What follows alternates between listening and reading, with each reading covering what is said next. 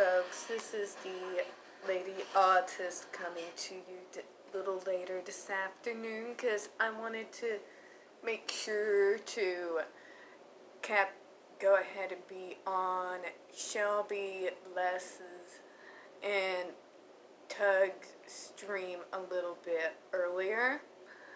We got some bad news today, folks. It looks like hearsay and innuendo won the day in regards to the Sun trial, but I don't want any of you to lose heart. I wanted to go ahead and tell you a little bit of a story today. By the way, this is going to be one of 2 videos. So, I wanted to tell you a little story. If some of you seen my other videos, you know about what happened at the Judge Rottenberg Center out in Canton, Massachusetts. The electroshock to Andre McCollins that happened over 31 times in a 7-hour period. We, just like JD, we had the tape. We had the actual evidence of him being strapped down, his screams, the taunting that was going on in the background, in spite of Matthew Israel's attempt to go ahead and bury the evidence. In spite of those tapes, in spite of witness testimony and the testimony of survivors, this court case was drug out and drug out. It was started all the way back in 2002. But in spite of disappointment, year after year after year, the parents, the advocates, and all decent people, we kept on fighting. The Occupy Judge Rottenberg movement kept fighting. We kept it alive. We kept up the energy. And finally, after 16 years of being in the courts, we were finally, this past March, able to get electroshock aversion therapy banned at the Judge Rottenberg Center and throughout the state of Massachusetts. So, what I want you to take from this particular story is sometimes justice and truth takes time. Sometimes it takes several court cases. Sometimes you have to hunker down and prepare yourself for the long haul.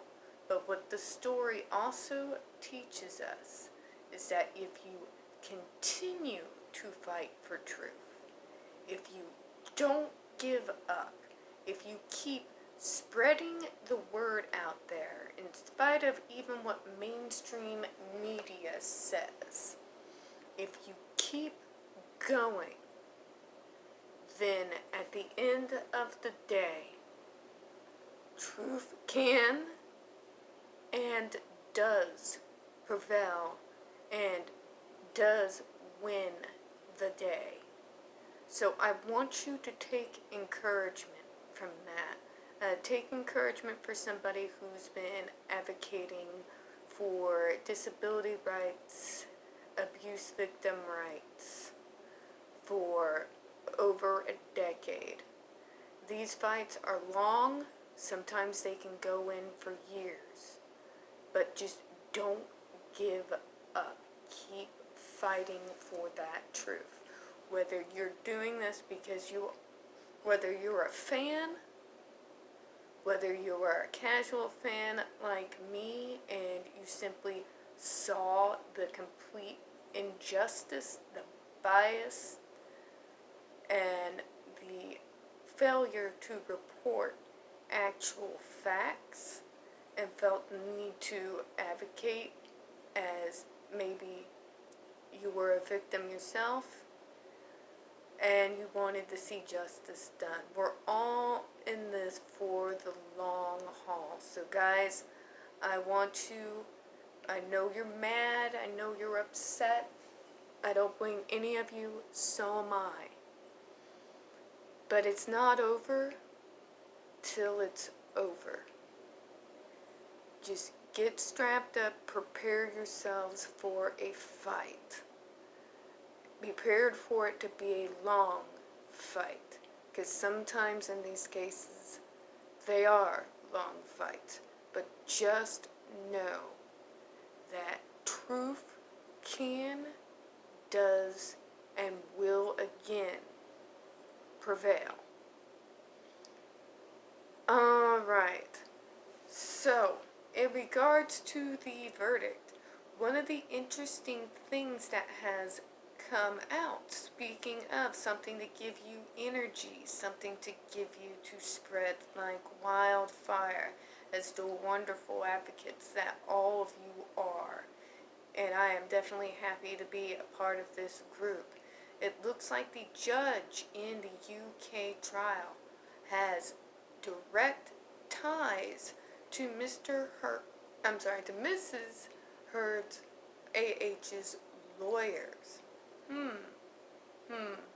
One of them has even written a book with the son's lawyers. So we've got conflict of interest here.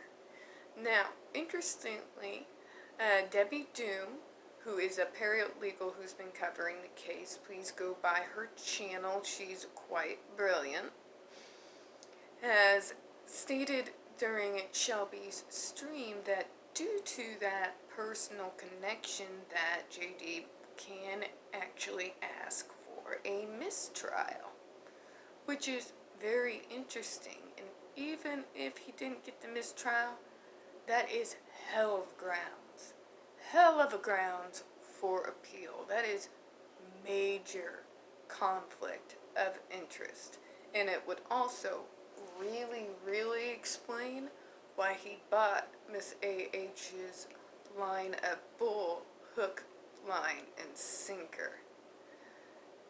Now, I want you to spread that like wildfire. The media will not report on this, so spread it everywhere you can. Expose it, shine a light on it, see where the cockroaches run. Okay? I will find it very interesting once we bring this to light, what they're going to have to say for themselves, especially this judge. Now, in regards to everything else, I mean, obviously we have the bias. It would really explain why they just bought her word. For those who haven't read entirely through the judgment, I don't blame you. It is the most illogical line of bull this poor autistic has read in a while. And again, I've been following the Judge Rottenberg Center case since about around 2008. So I've been a part of that for about 13 years, since I first got started. And they had quite a line of bull, believe me. But this is special level, real special level. He put the cigarette out on his own face. He cut off his own finger with glass. This is just sheer level bizarre ridiculousness. So, definitely looks like, at least from the news, that he is going to go ahead and appeal. No word yet, if due to the link that's been found to the judge, if he's going to go ahead and seek for a mistrial. I will keep you updated on that as all things become more and more clear. Now, if any of JD's people, JD himself, or somebody who knows him, actually comes by and see this video, dude, it's time to go scorched earth. It's the time for mercy and kindness is over. you got guns, it's time to bring out every single last one. I would encourage him to look into the protections under ADA law in regards to the incident where she withheld meds during withdrawal. Because those are possible federal charges. The kid gloves, it's time to take them off. It's time to use every single bit of ammunition that you got. Alright guys, I'm going to be back with another video later. It's going to be a bit of a defiance video. I want to show Miss AH that those of us who have been real victims will not be silent in regards to our stories just because she wants to go ahead and try to use us. I won't be silent, and it will probably explain a lot of why I feel so much for JD and his situation. Alright guys, as always, this is a very small channel. We don't